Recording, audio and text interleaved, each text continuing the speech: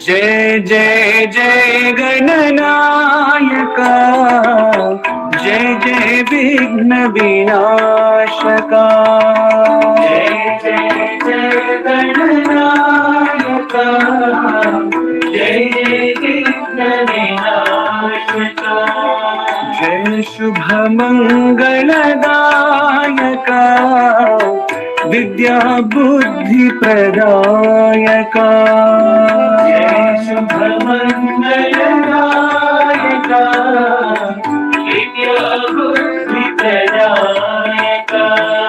गजवदना गौरी नंदना, गजवदना गौरी नंदना, गजवदना गौरी नंदना, गजवदना गौरी नंदना। गंगाधर शिव शंभो नंदना, गंगाधर शिव शंभो नंदना, गंगाधर शिव शंभो नंदना, गंगाधर शिव शंभो नंदना। जय जय जय गणनायका, जय जय विघ्न विनाशका। जय जय जय गणनायका, जय जय विघ्न विनाशका। जय शुभ मंगलदायका, विद्या बुद्धि प्रदायका। जय शुभ मंगलदायका, विद्या बुद्धि प्रदायका। गजवदना गौरी नंदना, गजवदना गौरी नंदना, गजवदना गौरी नंदना, गजवदना गौरी नंदना। गंगाधर शिव शंभो नंदना, गंगाधर शिव शंभो नंदना, गंगाधर शिव शंभो नंदना, गंगाधर शिव शंभो नंदना। जय जय जय गणनायका, जय जय विघ्न विनाशका।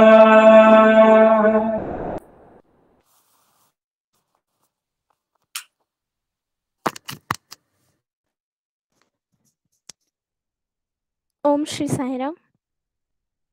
भगवान बाबा के पावन चरणों में मेरा शतकोटि नमन और आप सभी को मेरी प्रेम भरी जय साईं राम।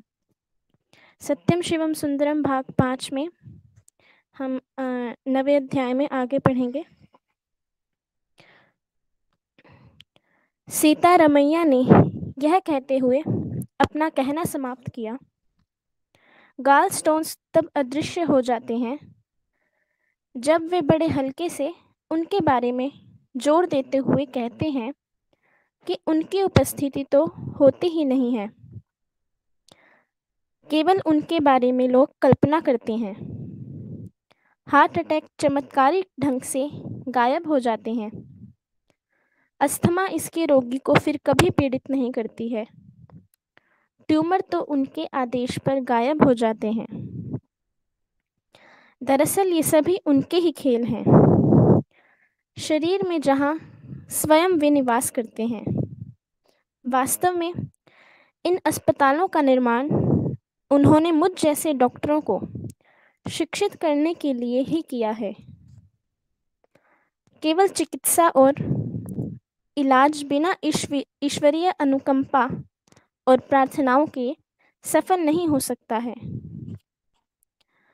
डॉक्टर नरोत्तम मेनघरा अलरेजा, जो 1975 में अस्पताल के मेडिकल सुपरिटेंडेंट बन गए थे, ने इस अस्पताल में विभिन्न ओहदों पर पूर्ण समर्पित भाव से सेवा की।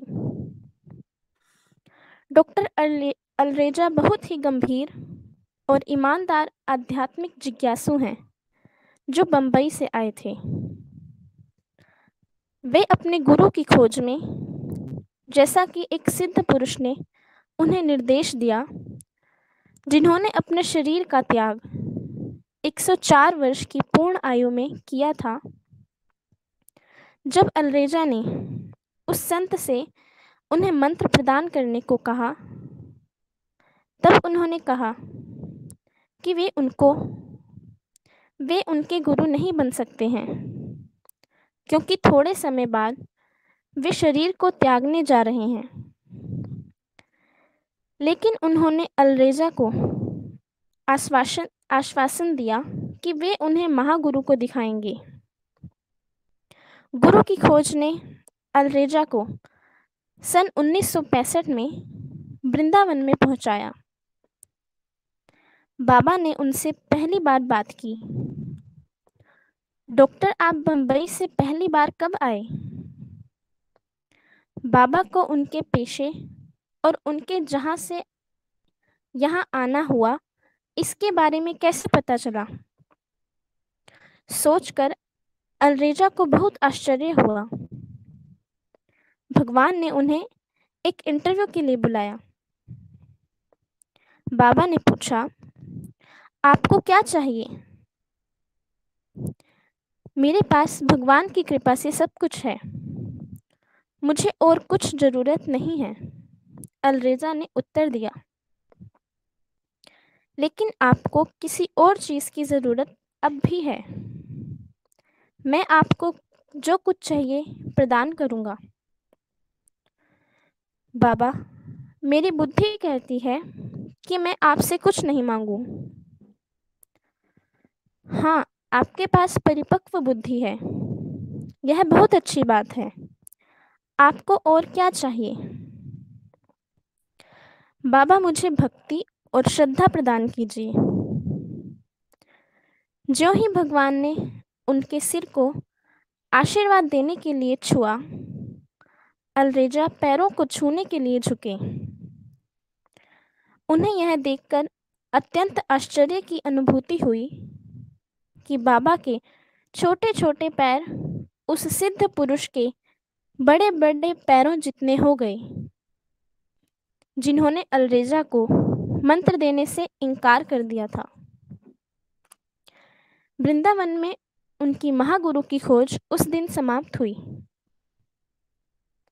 अगले 10 वर्षों में अलरेजा को जो आश्चर्यजनक अनुभूतियां हुई, वे उन्हें बंबई से प्रशांति निलयम खींच लाईं। यहाँ उनमें से बहुत ही आश्चर्यजनक घटना का वर्णन है। जब वे बंबई में सर्टिफाइंग सर्जन के रूप में कार्यरत थे, जोसेफ नामक एक व्यक्ति के मृतदेह को पोस्टमार्टम के लिए लाया गया, जिसकी मौत पानी में डूबकर हुई थी। उन्होंने उस शव की परीक्षा की और सर्टिफिकेट प्रदान किया। उसकी एक कॉपी पुलिस को भी दी गई। लेकिन कुछ दिनों के बाद जोसेफ के रिश्तेदारों को शक हुआ कि यह मृत्यु डूबने से नहीं हुई, अपितु हत्या है। यह अलरेजा की मेडिकल प्रैक्टिस में पहली बार हुआ कि जब उन पर अविश्वास किया गया। उन्होंने बाबा से प्रार्थना की कि उनकी सहायता करें। कोर्ट के ऑर्डर के अनुसार शव को निकालकर उसकी परीक्षा करनी थी। यह पोस्टमार्टम के 33 दिनों बाद की बात है कि जॉन क्रॉफ्ट, जो पुलिस के कमिश्नर थे, अलरेजा को सिमेट्री यानी कब्रगाह ले गए। कोफिन के ढक्कन को खोला गया तो देखा कि शरीर एकदम ताजा लग रहा था, मानो अभी अभी गाड़ा गया हो। कमिश्नर ने शव के अंगों को हिला डुलाकर देखा, कहीं भी घाव के कोई निशान मौजूद नहीं थे और ना ही हड्डियों के टूटने के कोई चिन्ह थे। जब पुलिस ऑफिसर उस स्थान से चले गए और अलरेजा अपनी कार की ओर जा रहे थे, तो उन्हें शक हुआ कि 1 महीने पश्चात भी शव उतना ताजा कैसे रह सकता है। वे फिर कब्र के पास गए और कॉफिन के ढक्कन को उठाकर देखा। उन्हें यह देखकर आश्चर्य हुआ कि सारा शव सड़ा गला मांस का लोथड़ा मात्र रह गया था। वे स्तब्ध स्थिति में घर लौट आए। घर आने पर उनकी पत्नी ने बताया कि उनके कंपाउंड में बाबा हाथ में एक मछली लेकर उसे हिलाते हुए दिखाई पड़े। उस दृश्य ने उसे चिंता रहित कर दिया।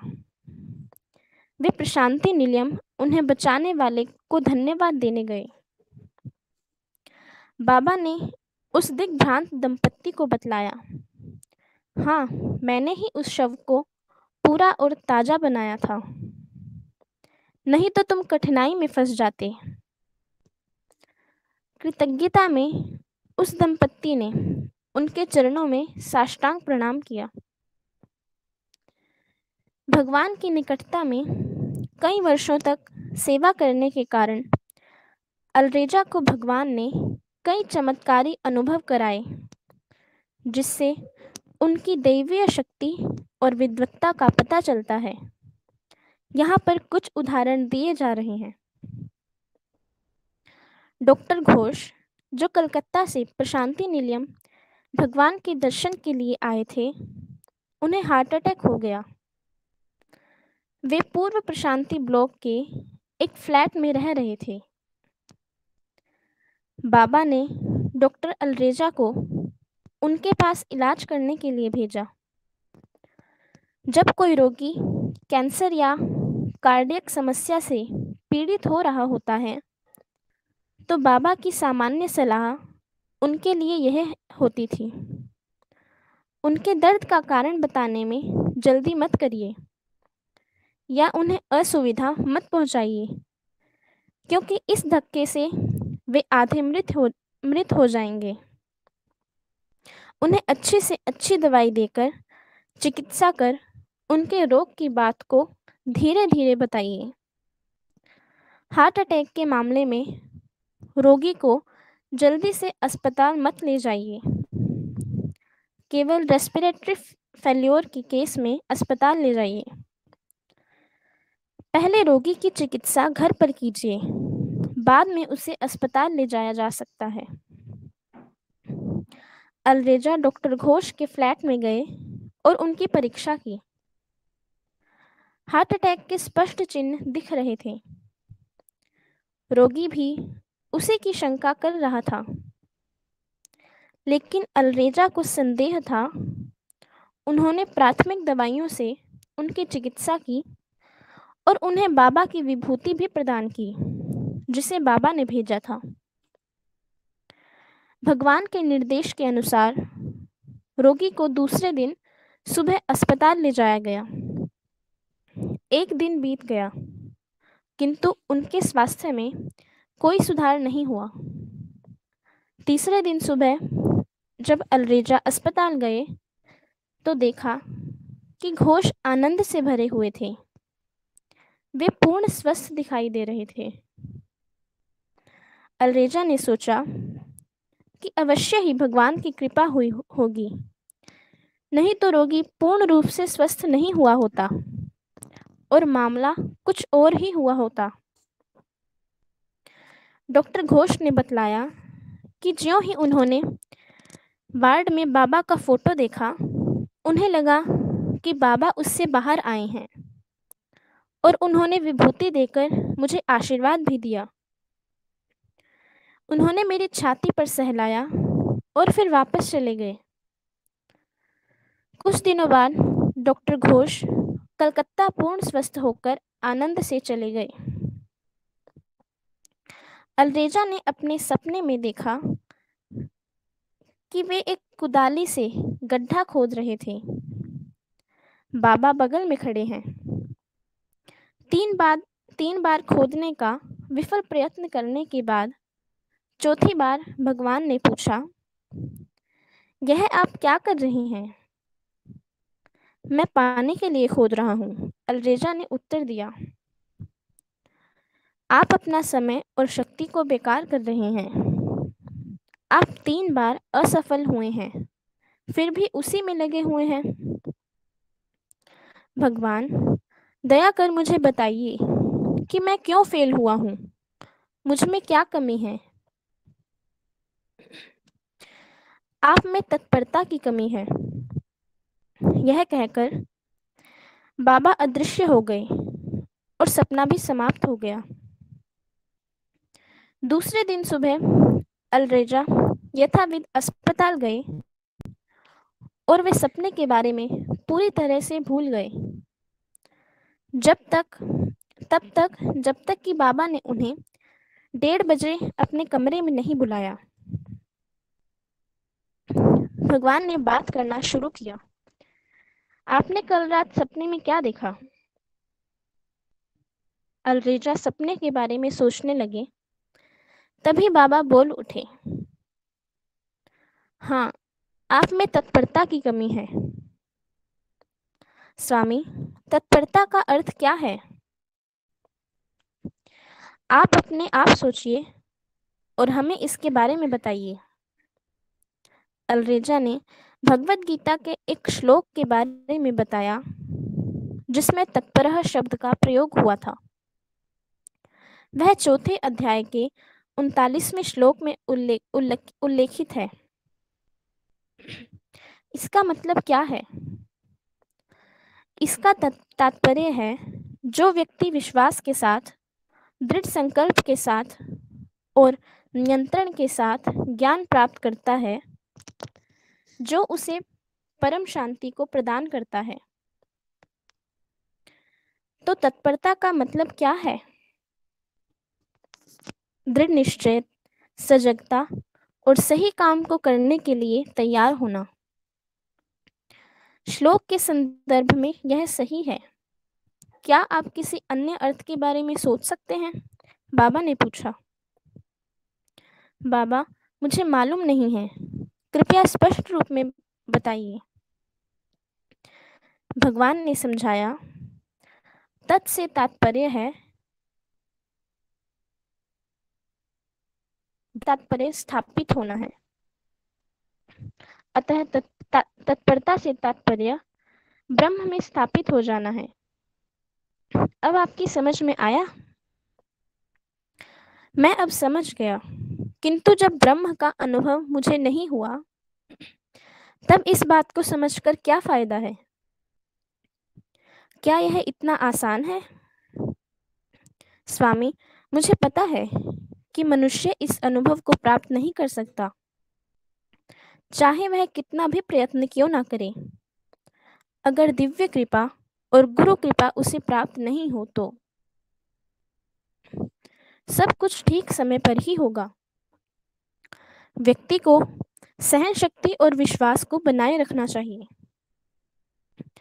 लेकिन आप चाहें तो मुझसे कुछ प्रश्न कर सकते हैं। बाबा, आपने कहा है कि अष्टावक्र महर्षि ने जनक महाराज के कान में मंत्र कहकर उन्हें सर्वोच्च अनुभव को प्रदान किया था। वह मंत्र क्या है? मेरी समझ में वह मुझे उसे किसी पुस्तक में ढूंढने से नहीं मिला। क्या आप उस मंत्र को जानना चाहते हैं?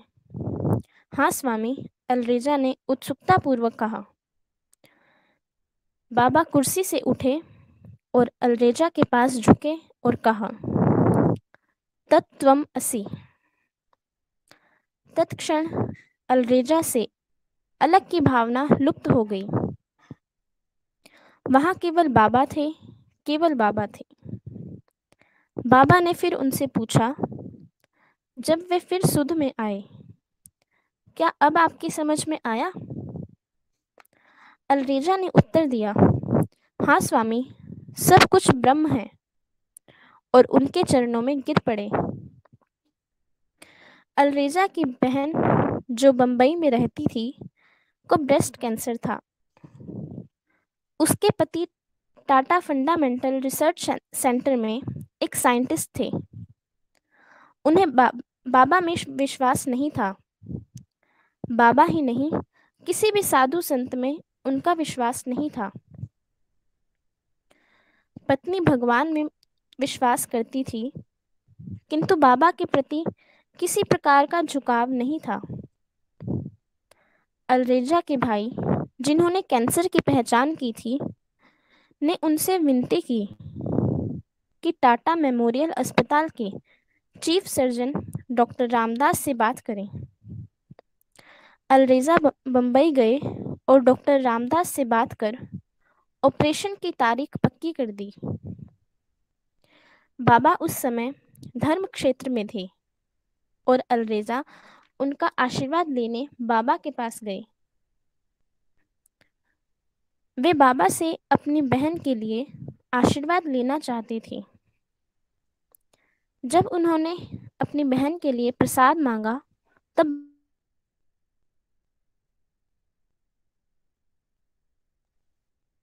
अलरेजा ने विनती की, बाबा, यह तो मुझे नहीं मालूम है, केवल आप ही जानते हैं। यदि उसे विश्वास ना हो तो भी आप उसे विश्वास प्रदान कर उसे ठीक करिए। बाबा ने विभूति की सृष्टि कर उन्हें देते हुए कहा कि 7 दिनों तक उसके बाएं वक्ष पर मलने को कहिए। अलरेजा को आश्चर्य हुआ, जबकि उसका ऑपरेशन 2 दिन में होने वाला था, तो कैसे वह 7 दिनों तक विभूति लगा सकती है। लेकिन उन्हें शीघ्र ही पता लग गया था कि डॉक्टर रामदास को फौरन मद्रास के लिए रवाना होना पड़ा, क्योंकि वहां एक क्रिटिकल ऑपरेशन उन्हें करना था। अलरेजा को विश्वास था कि बाबा उनकी बहन का कैंसर अवश्य ठीक कर देंगे। जब उन्होंने अपने विश्वास की बात बहनोई से की तो उन्होंने कहा, आप मूर्ख हैं, कैसे विभूति कैंसर को ठीक कर सकती है। और वे ऑपरेशन नियत समय पर करना चाहते थे। अलरेजा की बहन, जिसका मन दोहरा बना हुआ था, वह अपने पति के कहे अनुसार ऑपरेशन करवा लेना चाहती थी। डॉक्टर रामदास के द्वारा ऑपरेशन करते समय डॉक्टर अलरेजा पास ही खड़े थे और ऑपरेशन को देख रहे थे। 3 टिश्यूओं को जिन्हें निकाल दिया गया था, फिर बायोप्सी के लिए भेजा गया। उनमें कोई भी कैंसर युक्त न था। इससे भाई और बहनोई दोनों को आश्चर्य हुआ। उन्होंने सलाह दी कि चारों स्लाइडों को एक ऑपरेशन के पहले की और 3 ऑपरेशन के बाद की को डॉक्टर पुरंदरे को भेज दिया जाए, फिर से परीक्षण के लिए, जो प्रसिद्ध ऑन्कोलॉजिस्ट हैं। डॉक्टर पुरंदरे ने स्लाइड्स की परीक्षा करने के बाद कहा कि पहला स्लाइड तीव्र कैंसर के लक्षण युक्त है, जबकि बाकी 3 में कैंसर के लक्षण ही नहीं हैं। इस घटना से उनके परिवार पर काफी गहरा प्रभाव पड़ा। बाबा ने उन्हें विश्वास रूपी उपहार के साथ कैंसर का कैंसलेशन रूपी उपहार देकर सभी को आनंद से भर दिया। लेकिन अलरेजा की बहन ने इस सत्य को स्वीकार किया कि उसने अपने भाई की बात पर पूर्ण रूप से विश्वास नहीं किया। सर्जरी के पहले उसने ऐसा अनुभव किया कि सर्जरी से पहले उसने री एग्जामिनेशन के लिए जोड़ दिया होता अपने ट्यूमर का। समय के बीतते बीतते अस्पताल ने काफ़ी उन्नति की और कई भक्त, डॉक्टर, पैरामेडिकल, नॉन मेडिकल अधिकारी उस अस्पताल में सेवा करने लगे। कई लोग तो इस उद्देश्य से भर्ती हुए थे, सेवा करने के लिए कि लोगों के घावों को ठीक करते हुए अपनी आत्मा को भी साफ रख सकें। सन 1979 के बाद से अस्पताल में कई सुविधाओं का प्रबंध किया जाने लगा।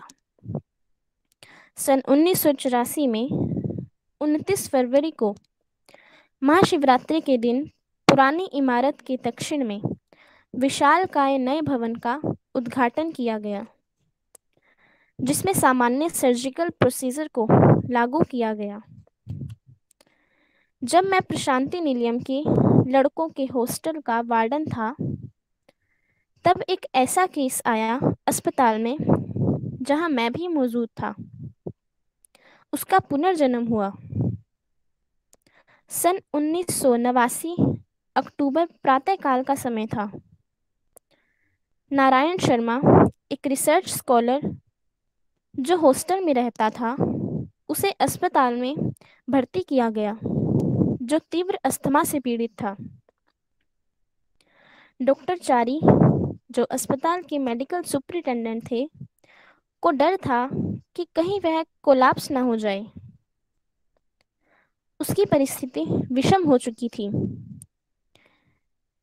एनास्थीसिस्ट उस रोगी को ऑक्सीजन का मास्क पहनाने की कोशिश कर रहा था। डॉक्टर शांता, जो समय पर वहां पहुंची थी, ने देखा कि हार्ट बीट हो ही नहीं रहा था और शरीर नीला पड़ गया था। चारी ने शांता से कहा, वह अब जीवित नहीं है। और बाबा से यह बात कहने वे मंदिर चले गए। 15 मिनट के अंदर वे बाबा द्वारा दी गई विभूति लेकर वापस आए, जिन्हें भगवान ने इस आदेश के साथ भेजा था कि उसकी छाती पर विभूति लगाकर पीठ पर हॉट वाटर बैग को रखें। मैं अस्पताल गया उस विद्यार्थी को देखने के लिए, और जब मुझे उसकी परिस्थिति का भान हुआ तो दुखी मन से मंदिर को बाबा के पास गया। बाबा ने, वह विद्यार्थी बिल्कुल ठीक हो जाएगा, चिंता करने की कोई बात नहीं है, कहकर मुझे निर्देश दिया।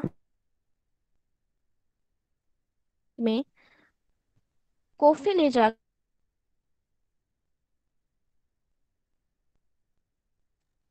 मैंने अस्पताल जाकर शांता को कॉफी दे दिया। उन्होंने बिना किसी भाव के कॉफी को अपने हाथ में ले लिया। उनका अनपूछा प्रश्न, जो उस लड़के से संबंधित था, कैसे कोई मृत लड़का कॉफी पी सकता है? ज्यों ही हम असहाय होकर उस लड़के के शरीर को देख रहे थे, तो अचानक पाया कि लड़के का अंगूठा धीरे से हिला। हमें लगा कि हमारे हृदय की एक धड़कन रुक गई है। शांता ने ऑक्सीजन मास्क को उसके चेहरे से निकाल दिया और उसके कान में कहा, स्वामी ने तुम्हारे लिए कॉफी भेजी है, कॉफी पियो। ज्यों ही उन्होंने चम्मच भरकर कॉफी धीमे धीमे पिलाना शुरू किया, तो हमें आश्चर्य हुआ कि वह पीने लगा।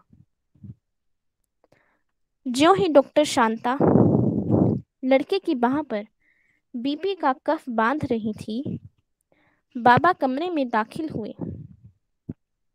वे हंसे और डॉक्टर से पूछा, क्या यह मृत नहीं है? फिर क्यों आप उसे बीपी का कफ बांध रही हैं? बाबा की आवाज सुनकर लड़के ने बड़े प्रयत्न से आंखें खोली। बाबा उसके पास जाकर छेड़ने लगे, क्या तुम अब भी जीवित हो? हर कोई यहाँ कह रहा है कि तुम मर गए हो। बाबा ने डॉक्टर चारी की ओर देखकर उनसे पूछा, क्या यह सच है कि वह मर गया था? हाँ स्वामी, चारी ने कहा। शांता ने भी कहा, स्वामी, इसमें ना सांस आ जा रही थी और ना ही नाड़ी चल रही थी। हम उसके हृदय की धड़कन को भी नहीं सुन पा रहे थे, ना ही रक्तचाप था। इससे हम इस निष्कर्ष पर आए कि उसकी मृत्यु हो गई थी। भगवान हंसे और अपने हाथ को हिलाया। एक भूरे रंग का चौकोर टुकड़ा, जो चॉकलेट की तरह दिख रहा था, उनकी हथेली में दिखाई दिया। उन्होंने उसे उसके मुंह में रखकर चबाने को कहा। बाबा ने डॉक्टर को नाड़ी और रक्तचाप देखने को कहा। दोनों ही सामान्य स्थिति को पहुंच चुके थे। बाबा ने हमारी ओर मुड़कर कहा, क्या आप विश्वास करेंगे कि मृत लड़का फिर जीवित हो उठा है? हमने कहा, हाँ स्वामी। उन्होंने डॉक्टरों से भी यही प्रश्न पूछा। सभी ने उत्तर दिया, हाँ स्वामी। उनमें से एक ने कहा, बाबा, आप भगवान हैं, आप कुछ भी कर सकते हैं। क्या आपको यह विश्वास है? भगवान ने पूछा। हाँ स्वामी, उन्होंने उत्तर दिया। यह सत्य है कि वह मर चुका था। मैंने उसे दूसरी जिंदगी दी है, बाबा ने खुलासा किया। कई लड़के बाहर उत्सुकता से प्रतीक्षा कर रहे थे। बाबा ने मुझसे कहा कि मैं उन्हें बताऊं कि मैंने यहाँ क्या देखा था। लड़कों को शुभ समाचार सुनकर बहुत आनंद हुआ और वे खुशी खुशी हॉस्टल चले गए। बाबा ने डॉक्टरों से कहा कि रोगी को हाइड्रोकोर्टिसोन ड्रिप पर रखा जाए और मंदिर लौट गए। उसके कुछ समय बाद उन्होंने 3 बोतलें टिकियों से भरी भेजी, जिनकी सृष्टि उन्होंने की थी, और रोगी को उचित रीति से देने को कहा। शाम होते होते वह लड़का ठीक हो गया और बाबा के निर्देश से उसे अस्पताल से छुट्टी दे दी गई और वह हॉस्टल चला गया। व्हाइटफील्ड में भगवान बाबा ने सन 1976 में एक और अस्पताल की स्थापना की, जो वृंदावन के आश्रम से 3 किलोमीटर की दूरी पर था। श्री NG गनपुले, जो नेताजी सुभाष चंद्र बोस के साथ जर्मनी में थे, 30 वर्ष वहां रहकर भारत लौटे और व्हाइटफील्ड में सेटल हो गए सन 1969 में। उनकी देशभक्ति ने उन्हें एक छोटे से क्लिनिक को खोलने के लिए प्रेरित किया, जिसका नाम हेल्थ एंड एजुकेशन सोसाइटी रखा। कुछ उसी तरह की इच्छा रखने वाले मेडिकल अधिकारियों ने भी सहयोग दिया। वह क्लिनिक 10 बाय 10 की नाप का शेड था, जो 10 एकड़ की विशाल भूमि पर मौजूद था। वे ग्रामीणों को मुफ्त में दवाइयां दिया करते थे। सन 1970 में गनपुले ने उस जमीन और क्लिनिक को श्री सत्य Sai health and education trust को भेंट में दे दिया, जिससे इस महान उद्देश्य की पूर्ति और प्रगति हो। व्हाइटफील्ड में सन 1976 के अगस्त महीने में विनायक चतुर्थी के दिन श्री सत्य साई अस्पताल का उद्घाटन करते हुए बाबा ने हेल्थ केयर के अपने विजन के बारे में कहा।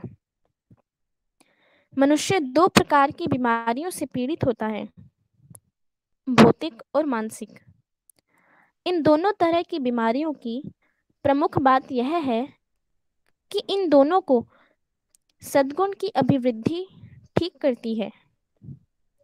शारीरिक स्वास्थ्य ठीक रहने पर मानसिक स्वास्थ्य ठीक रहता है और मानसिक स्वास्थ्य ठीक रहने पर शारीरिक स्वास्थ्य। शरीर और मन दोनों आपस में घनिष्ठ रूप से मिले हुए हैं। स्वस्थ शरीर में स्वस्थ मन रहता है। सांसारिक जीवन और आध्यात्मिक जीवन दोनों एक तराजू के 2 पलड़े जैसे हैं। दोनों को एक समान भार का वहन करना पड़ता है। कम से कम एक निश्चित आध्यात्मिक स्थिति पर पहुंचने तक। आध्यात्मिक अंतर्दृष्टि की अभिवृद्धि से मनुष्य में उदारता का भाव पैदा होता है, जिससे आपदा के समय धैर्य धारण किया जा सकता है। कुछ अच्छा करने के लिए उत्साह का भाव पैदा होता है और अपनी क्षमता के अनुसार अच्छे से अच्छे ढंग से सेवा करने की शक्ति उत्पन्न होती है। ये गुण मन और शरीर दोनों को दृढ़ बनाते हैं। उनके डॉक्टरों के लिए यह सलाह थी कि मैं यहाँ के डॉक्टरों से कहना चाहूँगा कि उनके द्वारा दिए जाने वाली दवाइयों की अपेक्षा उनका रोगियों के साथ मृदु व्यवहार, मीठे मीठे बोल, प्यार और सहानुभूति उनके रोगों को शीघ्रतापूर्वक और पूर्ण रूप से ठीक कर सकते हैं। उन्हें रोगियों को अपने सगे संबंधियों की तरह देखना चाहिए। उनके साथ प्रेम चाहिए। उनकी देखभाल सावधानी से करनी चाहिए। रोगी को भी डॉक्टर के साथ सहयोग इस तरह से देना चाहिए कि रोग ठीक हो सके, और जब वह ठीक हो जाता है तब उसका आनंद डॉक्टर को संतृप्ति प्रदान करता है। इसलिए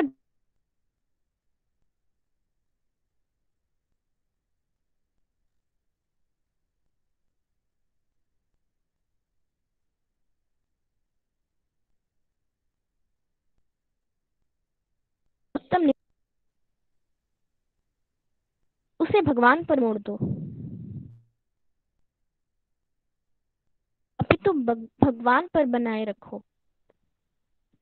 मुझे लोगों को दवाइयाँ, टिकियाँ और टॉनिक लेने पर आश्चर्य होता है।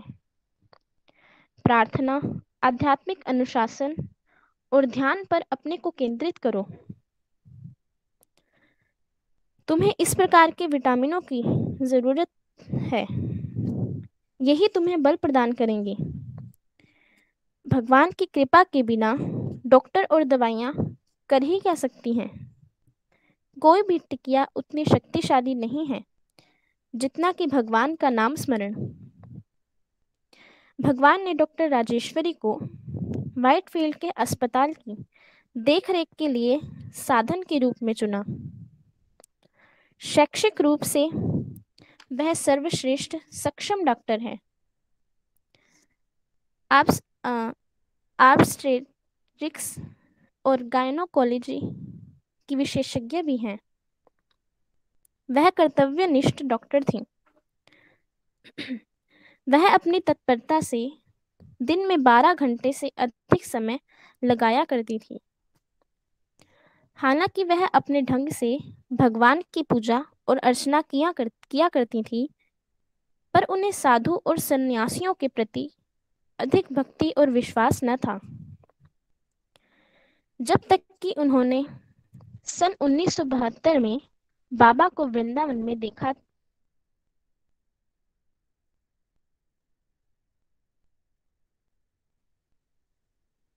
जो श्री सत्य साई कॉलेज में पढ़ रहा था, और बाबा उस समय वृंदावन में थे।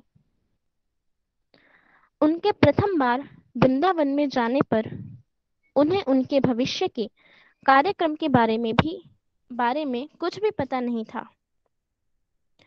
उन्हें यह भी पता नहीं था कि दैवीय योजना अनुसार वह अपने गम्य स्थान के आखिरी पड़ाव पर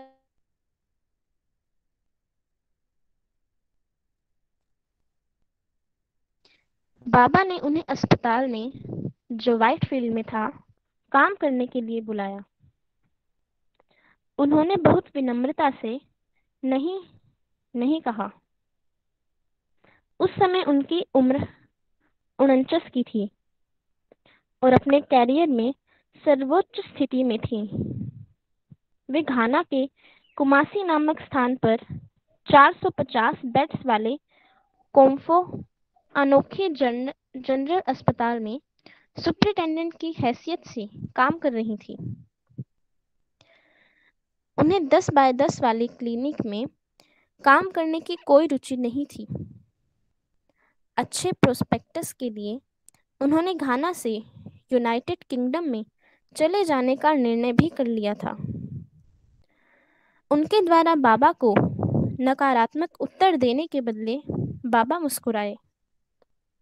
हालांकि उन्होंने उनके हृदय में पहले से ही स्थान बना लिया था, जो कि अपने सच्चे घर की तलाश में उनकी जानकारी के बगैर ही था। बाबा ने अपने पूर्व अवतार शिरडी में एक बार कहा था, मेरा भक्त चाहे कितनी ही दूरी पर क्यों ना हो, यहाँ तक कि हजारों मील की दूरी पर क्यों ना हो, मैं यदि उसे अपने पास बुलाना चाहूं तो वह उसी तरह खींचा चला आएगा जिस तरह डोरी से बंधी गोरैया चिड़िया। यह ठीक डॉक्टर राजेश्वरी के साथ भी हुआ। जब निश्चित समय आ पहुंचा,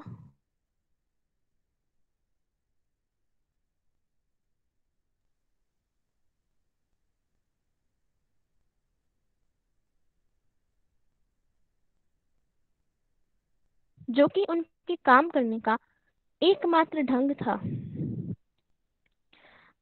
उनमें अपने नए ओहदे पर आकर नई संस्थाओं की स्थापना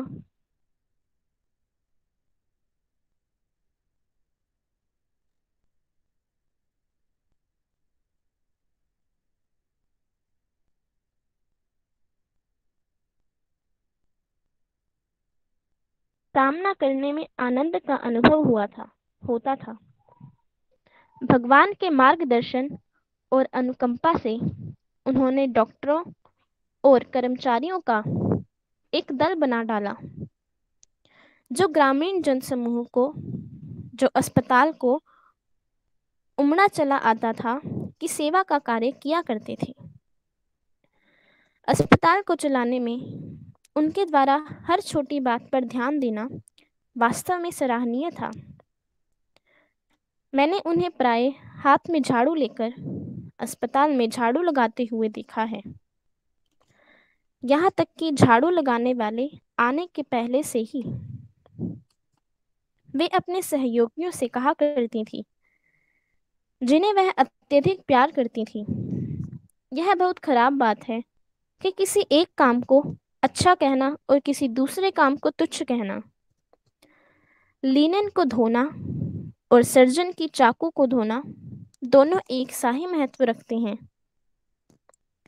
भगवान को समर्पित करके किया गया कोई भी काम करने वाले को कर्मयोगी बना देता है, जिसके लिए ईश्वरीय अनुकंपा उसकी सांस बन जाती है।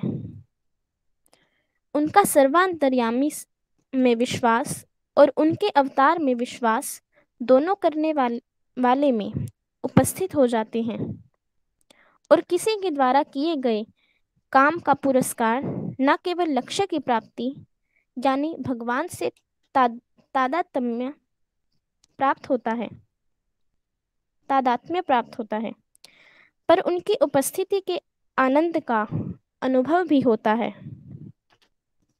वास्तव में वे सर्वश्रेष्ठ कर्मयोगी थी, जिन्होंने उनकी शारीरिक उपस्थिति का भी अनुभव किया था। सन 1980 के 9 नवंबर के इतवार की सुबह को यह घटना घटी थी। भगवान प्रशांति निलयम में थे। उनका बेटा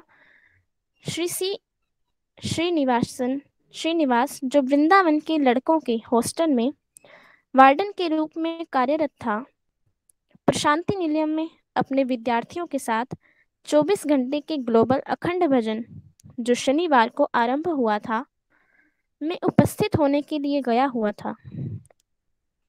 राजेश्वरी आश्रम के अपने घर में अकेली थी।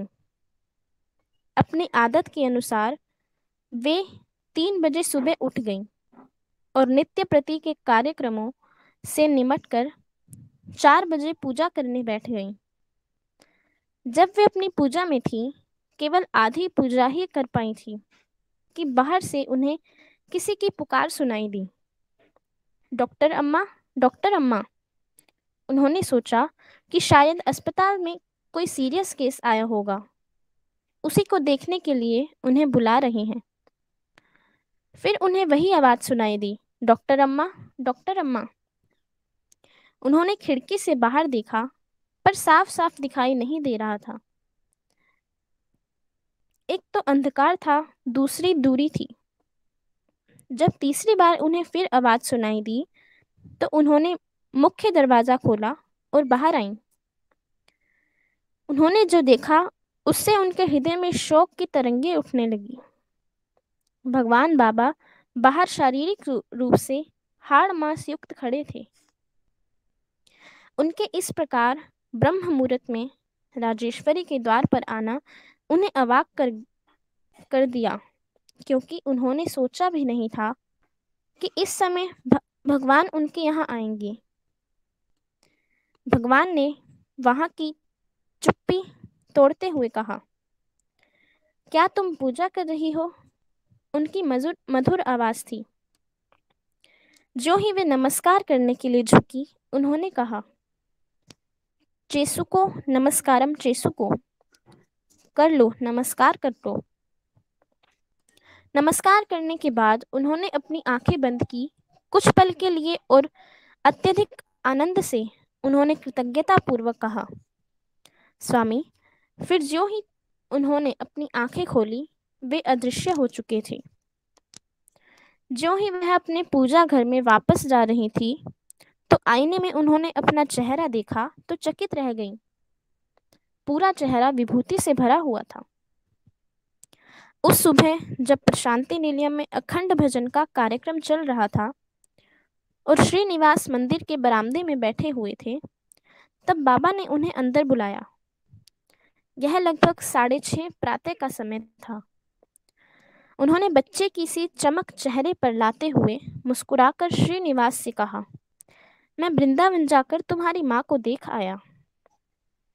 डॉक्टर राजेश्वरी ने अस्पताल में कई ऐसे चमत्कार देखे जो भगवान की अनुकंपा से रोग का ठीक होना और खतरे से बचा लेना जैसा भी हुआ, लेकिन उन सब में सबसे आश्चर्यजनक चमत्कार तो श्रेष्ठ से श्रेष्ठ कुशल मेडिकल डॉक्टरों को अपने स्पर्श और महिमा से अपनी ओर आकर्षित कर अपने हीलिंग मिशन में काम करने को तैयार किया। उन्हें अपने लक्ष्य पूर्ति के लिए साधन बना लिया। उनमें से कुछ लोग प्रशांति निलयम के अस्पताल में पूरे समय के डॉक्टर और सर्जन के रूप में काम करने लगे, तो कुछ लोग व्हाइट फील्ड के अस्पताल में, कुछ लोगों ने विजिटिंग डॉक्टरों के रूप में अपनी सेवाएं प्रदान करना शुरू किया। इस अध्याय में कम से कम उन डॉक्टरों की सूची देना भी असंभव है। उनकी कहानियां लिखना तो अलग बात है। Doctor P V. Hegde, doctor Bala Subramaniam, doctor Narasappa, doctor Sarojamma और डॉक्टर प्रभा आदि अपनी समर्पित सेवाओं के लिए उल्लेखनीय हैं, जिन्होंने व्हाइट फील्ड में काम किया था। डॉक्टर सावित्री, जिन्होंने सन 1983 में अस्पताल में काम किया था, वे अपनी अथक और स्वार्थ रहित सेवाओं के लिए विख्यात हो गईं। इनमें से हर एक का जीवन एक बड़ा ग्रंथ का आकार ले सकता है यदि उन पर लिखना शुरू किया जाए। भगवान करे उनके कुल में वृद्धि हो।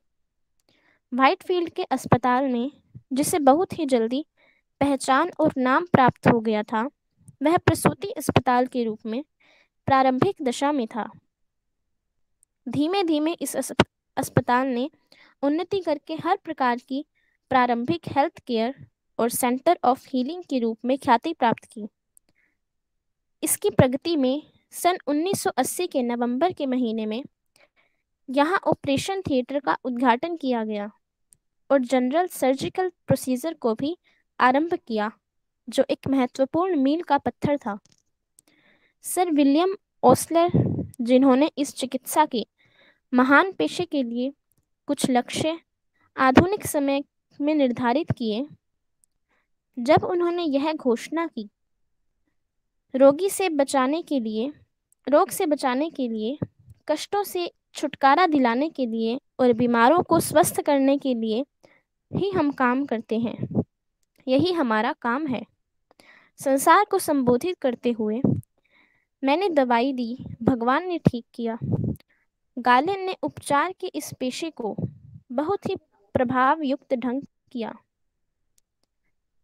दिया। समाज में जहाँ चिकित्सा के व्यापारीकरण का बोलबाला है, वहाँ इसके लक्ष्य और ढंगों को मोड़ दे दिया गया। चिकित्सा आम लोगों की पहुंच से दूर होती जा रही है।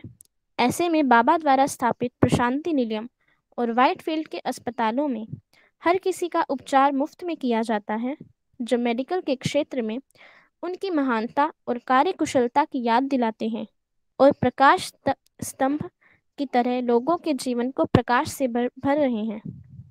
साईं राम। साई राम बेटा, साई राम। आज का पाठ जो डॉक्टरों के डॉक्टर हैं उनके मिशन के बारे में हमने दिव्य वाणी को सुना कि भगवान ने कैसे इस मिशन को पूरा करने के लिए कैसे कैसे प्रतिभाशाली डॉक्टर्स के जीवन में परिवर्तन किया, उनके हृदय में परिवर्तन किया, जो सांसारिक रूप से कहीं भी एस्टैब्लिश होना चाहते थे, यूएस से कहीं भी, लेकिन उन्हें ऐसी प्रेरणा दी कि वो वहीं सेवा में ही रत हो गए और ना जाने कितनों को जीवन दान देने में उन्होंने अपना सहयोग दिया। तो मैं इस आज के देवी पाठ को स्पष्ट करने के लिए डॉक्टर अमर सिंह जी से रिक्वेस्ट करती हूँ कि आप थोड़ा इसको स्पष्ट कीजिए। डॉक्टर अमर सिंह। साई राम। साई राम जी, साई राम।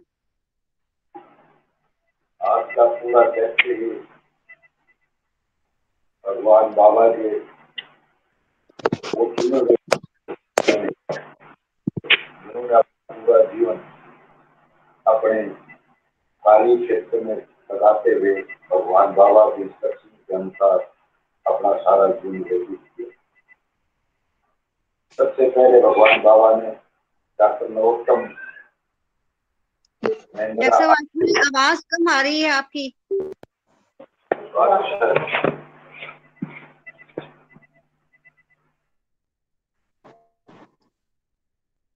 अब आई है। साई राम जी, साई राम जी, आवाज आ रही है क्या? साई राम। हाँ जी अंकल, आ रही है आवाज। आ रही है अंकल आवाज। आ रही है आवाज? हाँ जी आ रही है। हाँ तो डॉक्टर अलरेजा को भगवान बाबा ने 1975 के अंदर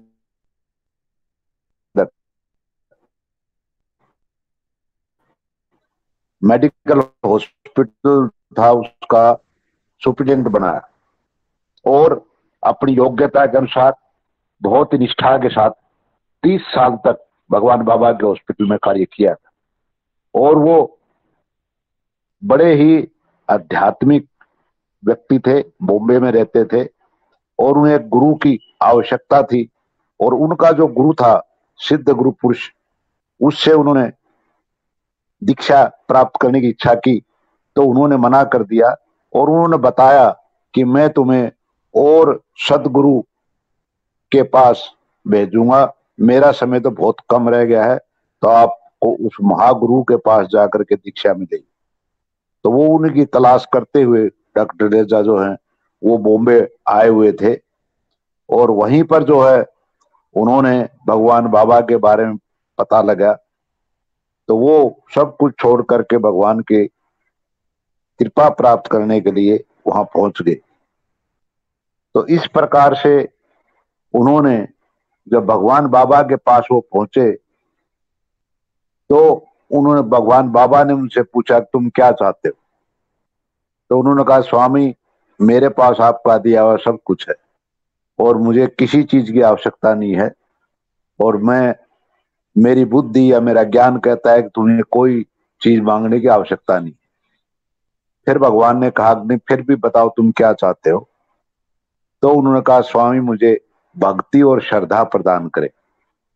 भगवान ने उनके मस्तिष्क पर हाथ रखा और आशीर्वाद दिया और अलरेजा जी एकदम भगवान बाबा के चरणों में गिर पड़े और उन्हें बड़ा हैरान हुए एकदम इस बात से कि जैसे स्वामी ने उनको छुआ था उनको एक असीम आनंद और भगवान के जो चरणों में जो गिरा था तो उन्हें देखा कि उनके चरण जो छोटे छोटे थे वो एकदम बड़े आकार ले गए और जो उनका गुरु था वास्तविक, उसके चरणों के दिखाई दिए उसने, तब उसे अनुभव हुआ कि मेरे गुरु ने बताया था कि तुझे महागुरु के दर्शन होंगे। तो इस प्रकार उसे ये विश्वास हुआ कि यही महागुरु मेरे जीवन का लक्ष्य होगा।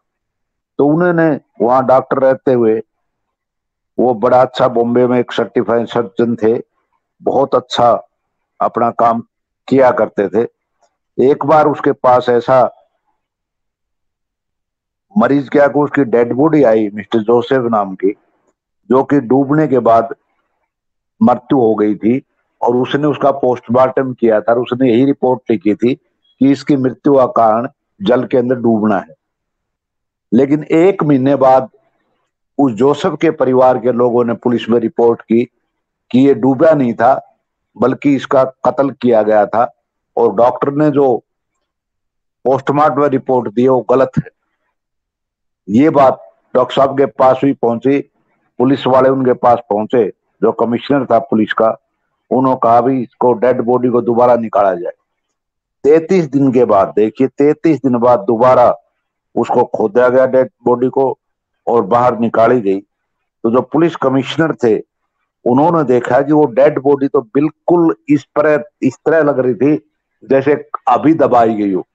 उसके शरीर के सारे अंग बिल्कुल ठीक लग रहे थे।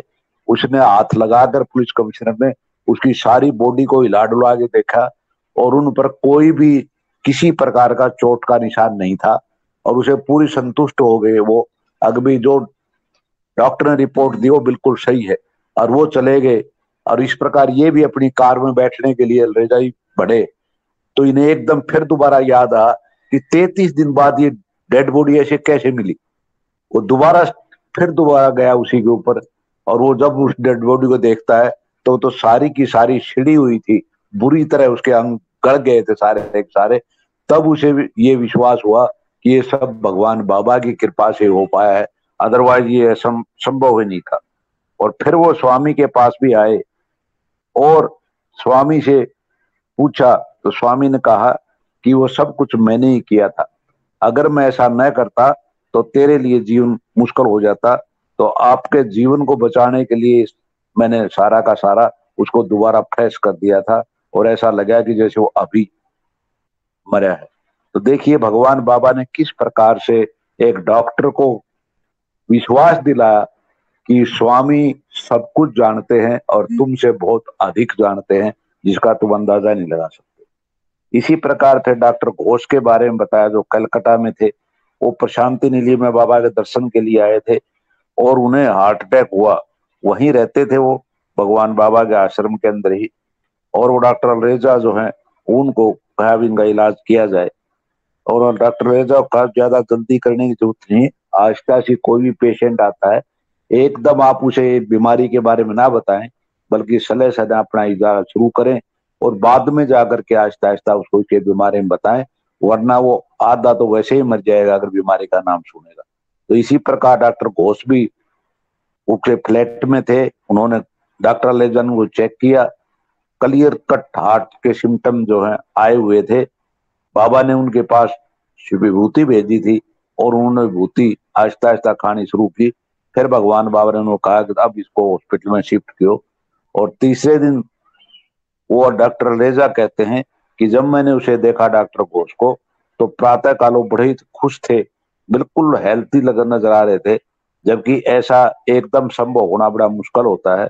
ये भगवान बाबा की कृपा थी। उसने बताया कि वहां पर एक बाबा का फोटो लगा हुआ था, और वो कहते हैं डॉक्टर घोष कि स्वामी यहाँ पर आए थे, क्षोम आकर के मुझे फिर विभूति दे के गए और मेरे छाती के ऊपर लगा कर गए हैं, और डॉक्टर घोष इस प्रकार से ठीक हो गए, वापिस कलकत्ता चले गए।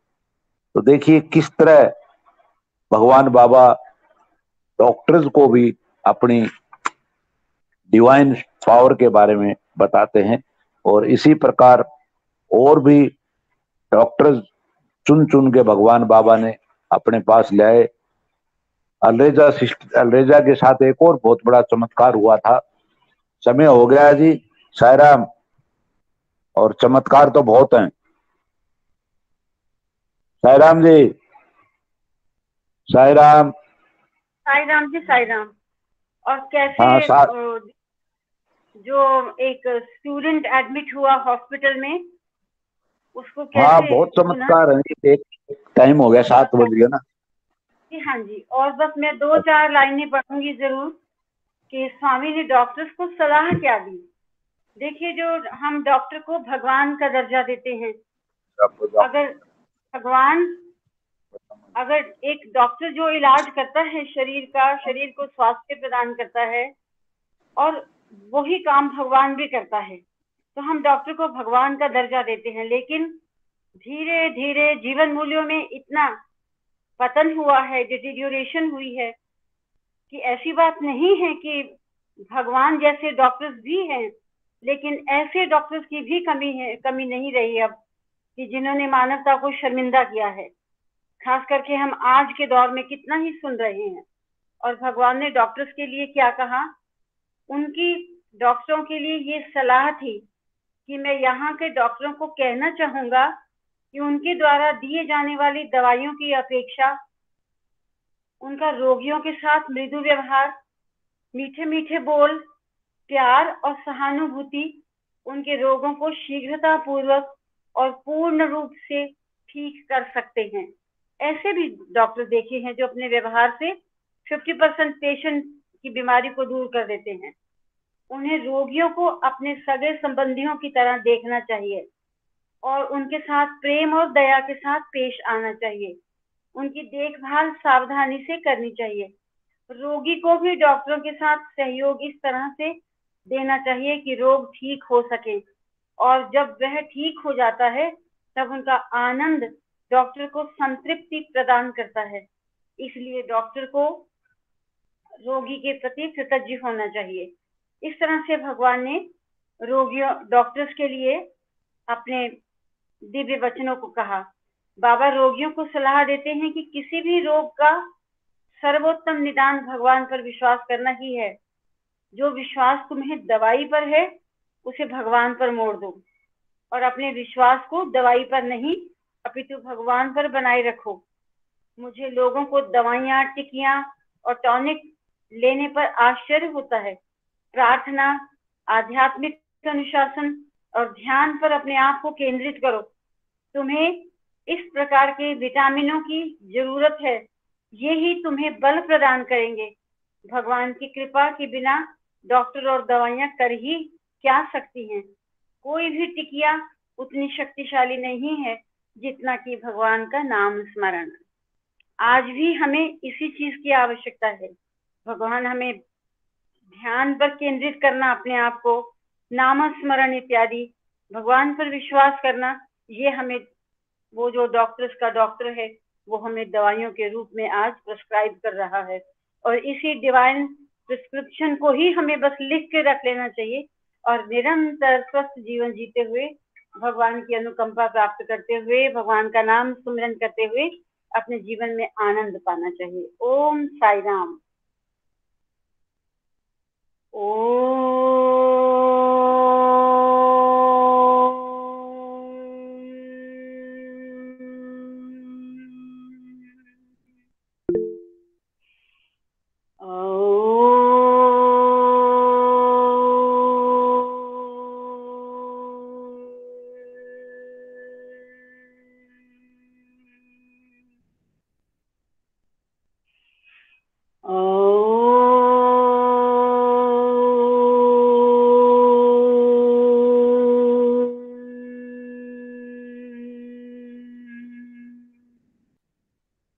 समस्त लोका सुखिनो भवन्तु, समस्त लोका सुखिनो भवन्तु, समस्त लोका सुखिनो भवन्तु। ओम